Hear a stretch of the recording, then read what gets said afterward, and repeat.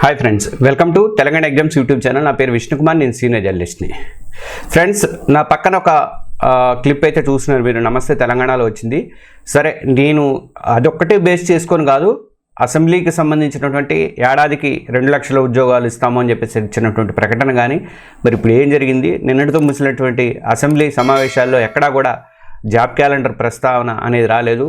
నిరుద్యోగుల చేతికి చిక్కింది గుండు సున్నాయి అని చెప్పేసి ఆ యాంగిల్లో నేను ఒక ఐటమ్ చేయబోతున్నా. అంతకంటే ముందు ఒక్కసారి దీని గురించి చెప్పుకుందాం. పేపర్లో వచ్చిన దాని మీద ఈయన మండలిలో మాట్లాడినప్పుడు అందరికీ మేము ఉద్యోగాలు ఇవ్వలేము, సర్కార్ కొలువులు ఇవ్వలేము అని చెప్పేసి జాబ్ క్యాలెండర్ ఇదివరకే జాబ్ క్యాలెండర్ ఇచ్చాము, అది అమలు చేస్తామన్నాడు. ఎప్పుడు అమలు చేస్తాడో ఏమో తెలియదు, మరి అది అమలు చేస్తాము, బట్టి విక్రమార్క గారు ఇచ్చాడు కాబట్టి అది అమలు చేస్తామని చెప్పి మండలిలో సమాధానం అయితే ఇచ్చాడట. సరే, వీళ్ళు ఇవ్వలేమని చెప్పేసి దాని ఇదైతే ఇచ్చారు. ఇది ఆయన అయితే ప్రకటన చేశాడు. సరే, దాన్ని పక్కన పెడితే నిన్నటితో ముగిసినటువంటి అసెంబ్లీ సమావేశాలలో నిరుద్యోగుల చేతికి గుండు సున్నా ఇచ్చారని చెప్పేసి నేనైతే అంటున్నాను. ప్రజా డబ్బుతో గంటల తరబడి కృష్ణానది నీళ్ల గురించి, మూసీ నది గురించి చర్చించారు, కానీ లక్షల మంది నిరుద్యోగుల కన్నీళ్ల గురించి మాత్రం చర్చించలేదు. అవి నీళ్లే కదా, ఇది దుఃఖంతో వచ్చేటువంటి, బాధతో వచ్చేటువంటి నీళ్ళు, ఇవి కన్నీళ్లు. వాళ్ళ భవిష్యత్తు గురించి ఒక్క నిమిషం కూడా సభలో మాట్లాడలేకపోయారు. ఇచ్చిన మాటని గాలికి వదిలేసి తెలంగాణ యువతని ప్రభుత్వం ఎంతో దారుణంగా మోసం చేస్తుంది. ఈ వీడియోలో తెలంగాణలో జాబ్ క్యాలెండర్ మీద మనం డిస్కస్ చేద్దాం. తెలంగాణ అసెంబ్లీ సమావేశాలు నిన్నటితో ముగిసినాయి, మీ అందరికీ తెలుసు. 5 రోజుల పాటు 40 గంటల పాటు ఈ సమావేశాలు అయితే జరిగినాయి. ఈ టైంలో 13 బిల్లులు పాస్ చేశారు, 2 తీర్మానాలు చేశారు, 4 అంశాల మీద చర్చించారు. కృష్ణా జిల్లాల మీద ప్రభుత్వం ప్రజెంటేషన్ ఇచ్చింది. మూసీ రివర్ ఫ్రంట్ కానీ ఉపాధి హామీ పథకం పేరు మార్చినందుకు పెద్ద గోల్ చేశారు. ఇలాంటివన్నీ కూడా గంటల తరబడి మాట్లాడారు. ఇవన్నీ ముఖ్యమే కావచ్చు, కాదంటల్లా మనమేమి, కానీ రాష్ట్రంలో అగ్గిలాగా మండుతున్నటువంటి నిరుద్యోగ సమస్య పట్ల వీళ్ళకి ఎవరికి పట్టడం లేదా అన్నది నా ప్రశ్న. నేను ఒక సీనియర్ జర్నలిస్ట్గా నేను ఒక ప్రశ్న అయితే వేస్తున్నా. లక్షల మంది యువత జాబ్ నోటిఫికేషన్ కోసం కళ్ళు కాయలు కాచేలాగా ఎదురు చూస్తున్నారు. అసెంబ్లీలో తమ బతుకులు మార్చేటువంటి, భరోసా ఇచ్చేటువంటి జాబ్ క్యాలెండర్ మీద ఏదైనా ఒక ప్రకటన వస్తుందా, రాకపోతుందా అని చెప్పేసి ఆశపడ్డారు. కానీ వాళ్ళ ఆశల మీద ప్రభుత్వం అయితే నీళ్లు చల్లింది. మొత్తం సమావేశాల్లో ఒక్కసారి కూడా జాబ్ క్యాలెండర్ అనే మాట ప్రస్తావనకు రాలేదంటే ఎంత దరిద్రంగా ఉందో అర్థమవుతుంది మనకు పరిస్థితి. నిరుద్యోగం మీద కనీసం చర్చ కూడా జరగలేదు. మరి ప్రభుత్వాన్ని నిలదీయాల్సినటువంటి ప్రతిపక్షం ఏం చేసింది?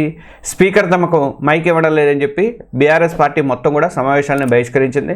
అసెంబ్లీని కౌరవ సభ అంటూ బయటకు వచ్చేసింది. నిరుద్యోగుల పక్షాన నిలబడి సభలో పోరాటం అనేది బీఆర్ఎస్ కూడా చేయలేకపోయింది. ఒకప్పుడు వాళ్ళు మోసం చేశారు కాబట్టి ఇప్పుడు కూడా వాళ్ళకి ఎలక్షన్ల కోసమే అవసరమవుతారు.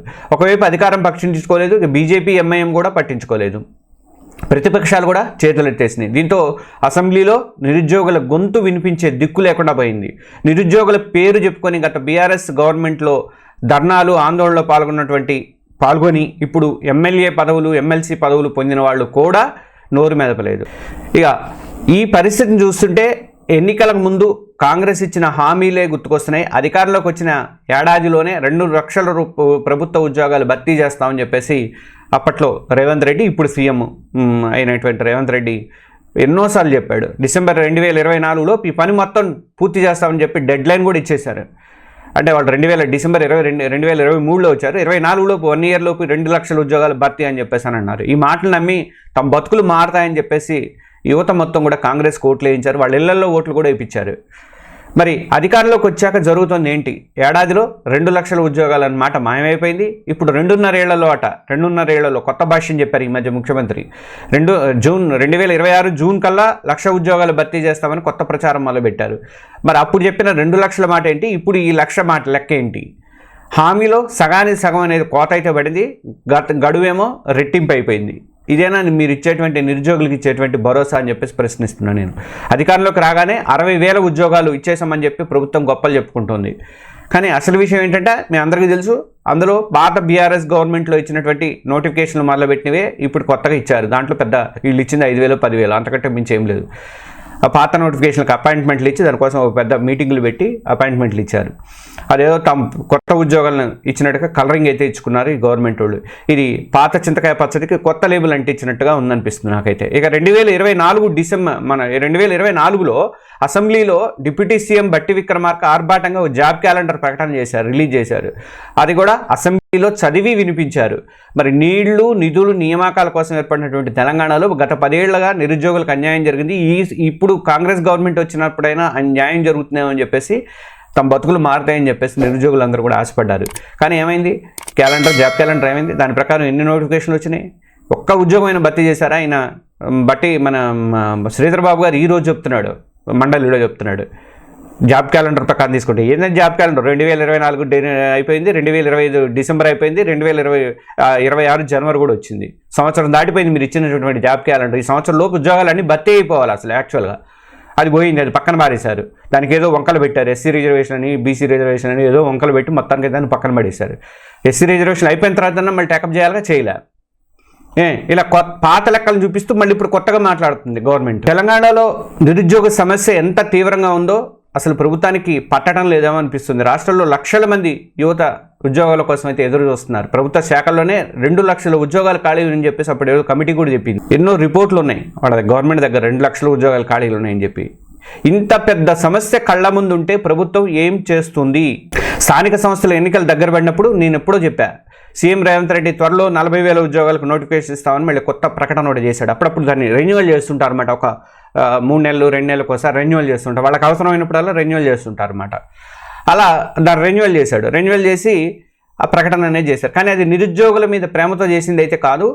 స్థానిక సంస్థల ఎన్నికల ముందు, ప్రెసిడెంట్ ఎన్నికల ముందు యువతను కూల్ చేయడానికి చేసినటువంటిది. అది క్లియర్గా ఎత్తుగడ అని మనకైతే అర్థమవుతుంది. అసలు పాత 2 లక్షల ఏమైందో లేదు, ఈ కొత్త 40,000 సంగతి ఎక్కడ లెక్క అనేది అసలు లేదు. నేను అప్పుడే వీడియోలో చెప్పాను, మళ్ళీ ఆశ చూపించి ఈ 40,000 ఉద్యోగాలకు సంబంధించిన వార్త ఇచ్చినప్పుడే చెప్పాను నేను. మళ్ళీ ఆశ చూపించి ఓట్లు అనుకోవడానికి కాంగ్రెస్ ఏమైనా ప్లాన్ చేస్తుందా అని చెప్పి కూడా నేను అప్పుడు ప్రశ్నించాను. అప్పుడప్పుడు కొన్ని చిన్న నోటిఫికేషన్లు వేస్తున్నారు. ఏంటంటే టీజీఎస్ఆర్టీసీలో 198 సూపర్వైజర్ పోస్టులు వేశారు. అదొక్కటే కొంచెం ఇప్పుడు డిగ్రీ ఉన్న వాళ్ళకి కానీ ఉపయోగపడేది. అది అందులో కూడా 94 పోస్టులు ఏమో ఉన్నాయి.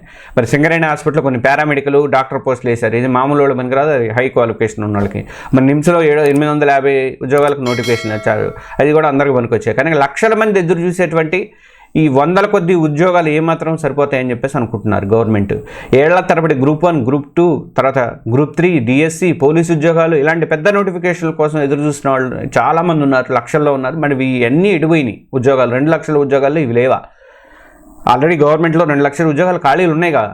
రిటైర్మెంట్ కూడా అవుతున్నాను. పోయినసారి వీడియోలో కూడా చెప్పాను నేను ఎంత రిటైర్మెంట్ అవుతున్నారు, ఇతర రాష్ట్రాల్లో ఎట్లా రిక్రూట్మెంట్ ఉంది, కేంద్ర ప్రభుత్వంలో ఎట్లా రిక్రూట్మెంట్ ఉంది, మన దగ్గర ఎంత దరిద్రంగా ఉంది, మొత్తం నేను డేటాతో సహా ఇచ్చాను నేను. ఇప్పుడు ప్రభుత్వం తమ వైఫల్యాలు కప్పిపుచ్చుకోవడానికి ఇంకా పాత ప్రభుత్వం మీద నిందలే. వాళ్ళైతే అట్లా చేశారు, మేము 60,000 ఇచ్చామని చెప్పేసి. వాళ్ళు వ్యవస్థను నాశనం చేశారు. ఓకే, మరి మీరు బాగు చేస్తున్నారని చెప్తున్నారుగా, ప్రజాపాలన అని చెప్తున్నారుగా. మరి అధికారంలోకి వచ్చి 2 ఏళ్ళు అయిందిగా, ఇంకా వాళ్ళ మీద పడి ఏడవటం ఎందుకు? వాళ్ళు ఎట్లాగో జనం ఓడించారు వాళ్ళని. మరి పాత ప్రభుత్వం ఏడుస్తూ ఎన్నాళ్ళని కూర్చుంటారు ఇంకా? ఇది అంటే మీ ఇప్పుడు 2 ఏళ్లలో మీరు సాధించింది ఏంటి అని చెప్పి నిరుద్యోగులు అయితే గట్టిగా ప్రశ్నిస్తున్నారు. ప్రభుత్వాలు ఈ నిర్లక్ష్యం వల్ల నలిగిపోతుంది. కేవలం నిరుద్యోగి మాత్రమే కాదు, వాళ్ళ మీద ఆధారపడినటువంటి కుటుంబాలు కానీ, అశోక్ నగర్ లాంటి కోచింగ్ సెంటర్లలో చిన్న హాస్టల్ గదిలో ఉండి రేయింబౌళ్ళు కష్టపడుతున్నారు చాలామంది. నిన్న మొన్న దిల్సుఖ్ నగర్ వెళ్తే నేను దిల్సుఖ్ నగర్లో ఇంకా పిల్లలు తిరుగుతూనే ఉన్నారు పాపం.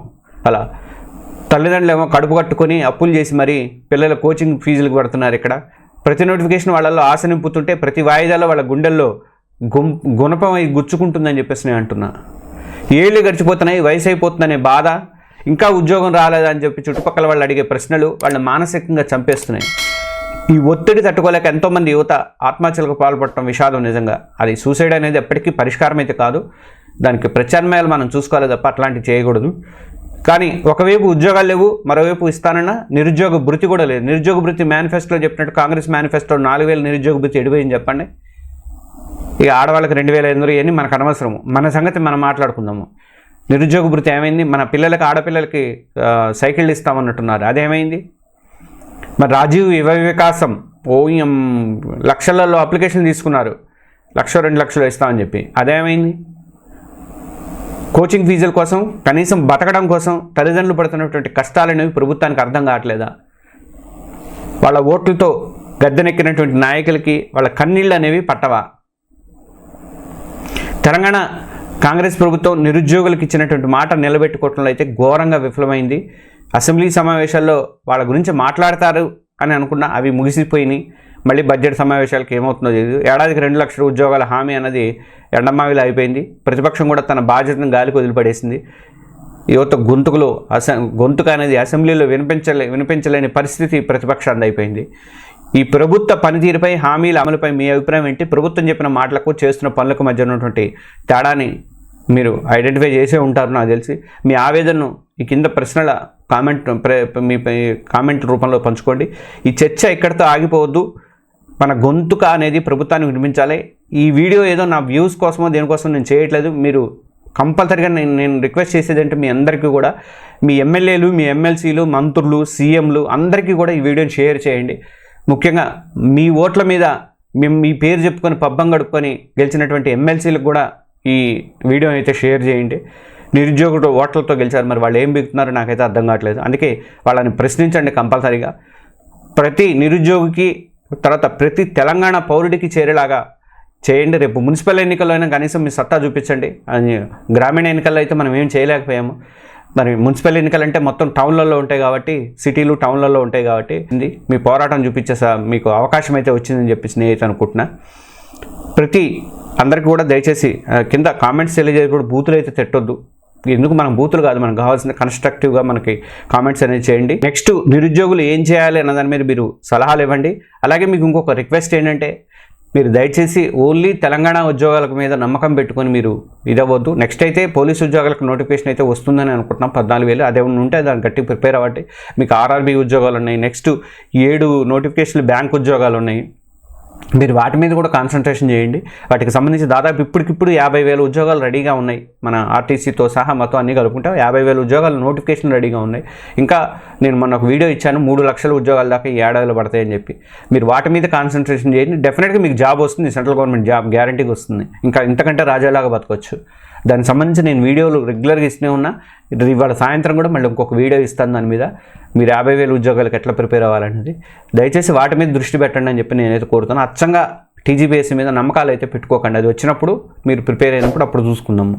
ఓకే, ఇలాంటి మంచి విశ్లేషణ అందిస్తున్నట్టు మన ఛానల్ని సబ్స్క్రైబ్ చేసుకోండి. అలాగే బెల్ ఐకాన్ నొక్కడం మాత్రం మర్చిపోవద్దు. జై హింద్.